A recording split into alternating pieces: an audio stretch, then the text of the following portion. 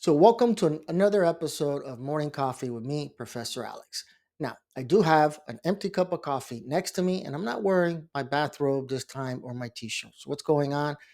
I'm looking presentable. I have to get out the door quickly today. I have class coming up. So, I wasn't planning on doing any videos today or tomorrow because of my schedule, but I got so upset at JD Vance, I'm going to explain in a second, that I said I have to do this. Now, let me read what's going around out there. It's all over social media because JD Vance posted on Twitter, X, if a judge try to tell a general how to conduct a military operation, that would be illegal. If a judge tried to command the attorney general on how to use her discretion as a prosecutor, that's also illegal. Judges aren't allowed to control the executive's legitimate power. Now, either Vice President J.D. Vance flunked out of Trump University or happened to miss a lot of class in law school and never heard of the case called Marbury versus Madison. What is that? The first case every law student comes across when they take constitutional law. Now, they had to take it twice. There's constitutional, usually it's two classes, one and two, but that's the first case they're going to read.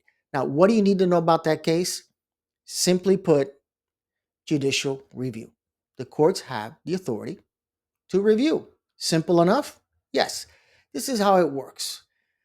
Congress, the legislature, passes a law.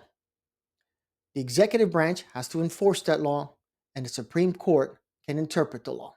So if they pass a law that affects me and I file a lawsuit, Supreme Court can come in and say, yeah, that law is unconstitutional. We've seen this before. The first week that Trump was in office during his first term was the Muslim ban, right? He did it through an executive order that wasn't an act of Congress.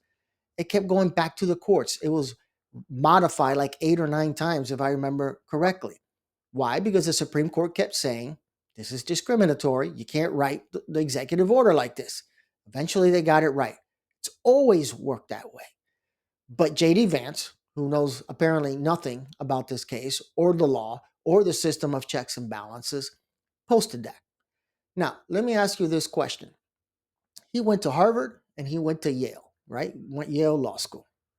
You don't think he knows that the courts could absolutely issue a restraining order against whatever issue they have with any executive order or law that's passed that's unconstitutional? Of course he knows this. So why is he doing this? Very simple. They are basically laying down the foundation.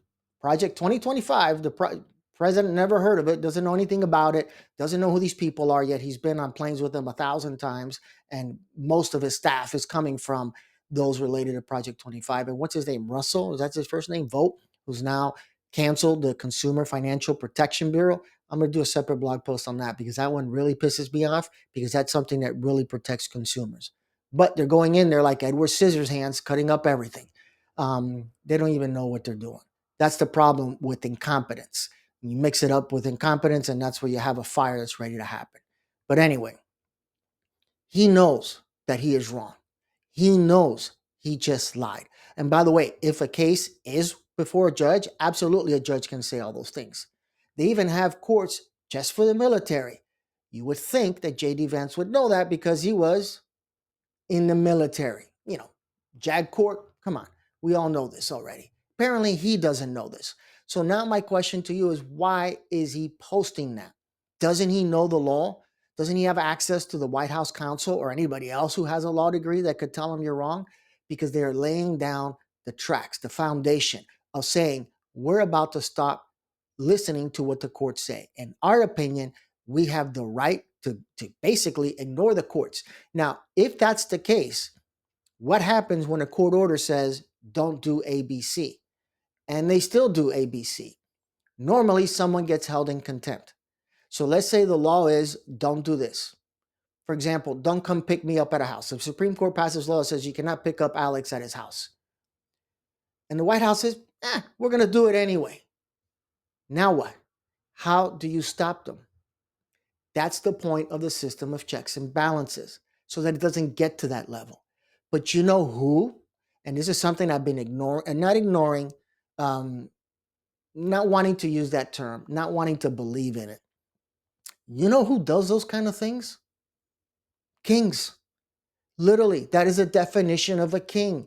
They rule the country, reign supreme. They do whatever they want. There's nothing that could reel them in. See, that's why we have laws. That's why we have a Supreme Court. That's why we have a system of checks and balances.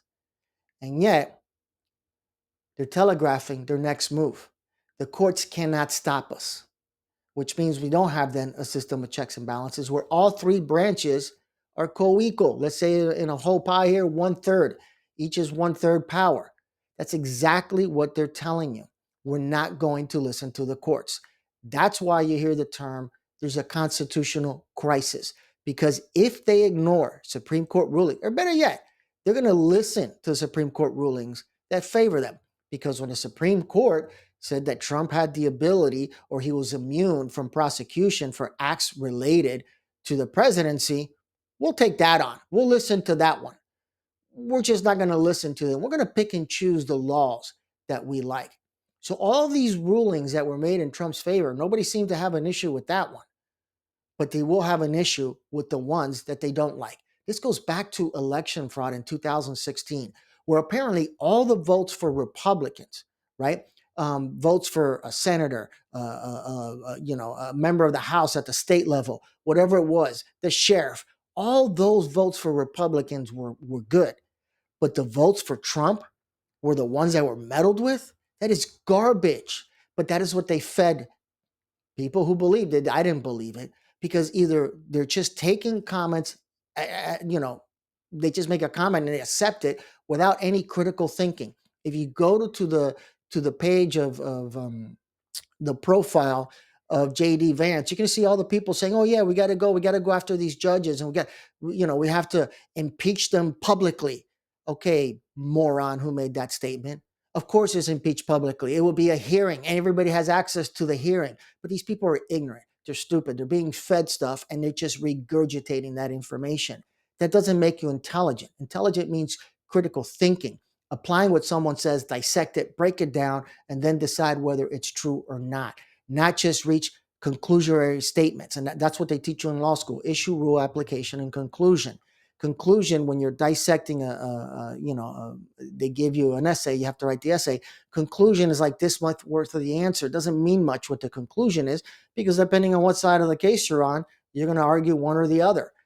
That's what they do. They just swallow whatever they're saying. And then that's why we're going to have a constitutional crisis, that if they start ignoring the courts, who knows how we're going to be able to enforce these laws.